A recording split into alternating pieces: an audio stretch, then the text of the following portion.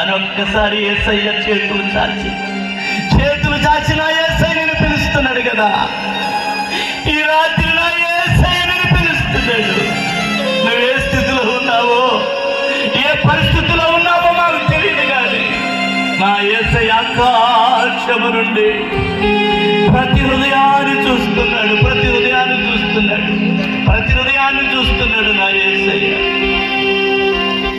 నువ్వే స్థితిలో ఉండి కృంగిపోతున్నావో సహోదరుడా, సహోదరి, నా ప్రభు నిన్ను ప్రేమిస్తున్నాడు. తన కుమారుడు కొడుకు తన అవయవాలు దానం చేసినట్టుగా నా ప్రభు సౌసైనను స్వరూపమైనను లేని వారిగా మార్చబడ్డాడు నీ కొరకు, నలుగు కొట్టబడ్డాడు నీ కొరకు, తన రక్తాన్ని దారిపోశాడు నా యేసయ్య నీ కొరకు. ఎంతకు కాలం ఎంత కాలం దేవుని దూరంగా ఉంటావు?